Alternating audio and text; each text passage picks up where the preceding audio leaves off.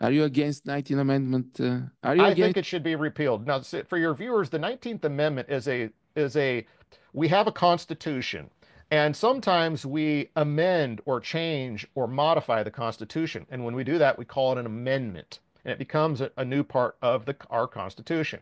So the 19th time we amended or changed or modified the Constitution, that's called the 19th Amendment. And the 19th Amendment was passed in 1919, I believe, and it extended the vote to everybody, basically women, all men, all women, all colors, all races, everything. Yeah. Essentially, it was women, though. I mean, that's really the amendment that gave women the right to vote, but other people as well. And I do think it should be repealed. I think there's a lot of people voting that shouldn't be voting. I think that there are things that we vote on that shouldn't be voted on. And I think that to fix some of these problems with that were introduced through changing the Constitution that way, I think it needs to be repealed. And we need to restrict voting by people, by certain groups of people, and for some of the things that we vote for. I understand you are against the women voting. Yeah, in general, I don't think it's been good for America. If you look at the data, the government has gotten bigger. It's gotten bigger, much more socialist in nature, Mhm. and our debt has exploded. Now, I also want to repeal the 26th Amendment, which lowered the voting age from 21 down to 18. I don't think Uh-huh. 18-year-olds should be voting. I don't think 19-year-olds should be voting. In fact, I'd like to raise the voting age to 25, Yeah. you know. So I'm not talking about just like, removing the vote for women. I'm talking about removing it from a lot of men too. Do you have a wife? Sorry for the personal question. No, I Maybe don't. maybe she will be against this Europe. Could be, but you know what? We have to be able to speak honestly and openly about these types of things. There's a reason why our founders only gave the vote to who they gave it to. Okay, it's not like they didn't know what a woman was. It's not like women haven't been around for thousands of years. Why didn't they extend the right to vote to women? Well, back then, the fundamental unit of American society was a family. Number one, right? It was a family. Mhm. And I mean, everybody was basically married, just about, and if a woman wasn't married, she was still part of the household of her father, right? By and Yeah. large, there are very few single women like living their own life, for a long time.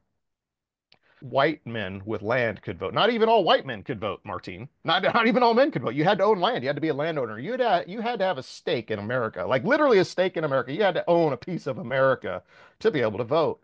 And we have this situation now where people who don't have a stake in America, who don't pay taxes, who don't own land, who don't own businesses, who haven't contributed anything, But they are vote. voting. I think this helps break down the family. Now we're giving women a vote. The suffrage or the people who were against that amendment over 100 years ago said, look, this is going to lead to the breakdown of the family. This is going to place women this is going to make women opposed to men. It's going to lead to a rift between the sexes and in families. And you know what? That's happened. It's led to a rift between men and women. Feminism has arisen, since then. Radical feminism, and the family is broken down, and government has exploded. The thing is like we have to acknowledge that there's differences, that there's biological inborn traits and differences between men and women. Men are born to lead. For thousands of years, men went to war. Men fought the battles. Men built civilizations, built the buildings, built the roads, carved things out of the wilderness. Of course, women were there to help too, but what were women more concerned with? Reproduction, raising the kids, making sure that the food that the man brought home was made sure everybody got a piece of that. Men are producers, women are distributors. We will That's have just problems. that's how. We will have problems because of you. What you say now? Well, I'm just look. Men are born to lead, that's not to say that women can't be leaders, but when you look at when you have to look at groups here. You have to look at groups and group dynamics and demographics and group traits. Men are born to lead, all right? Men are warriors. And in politics, especially high politics, it's war. It could literally be war.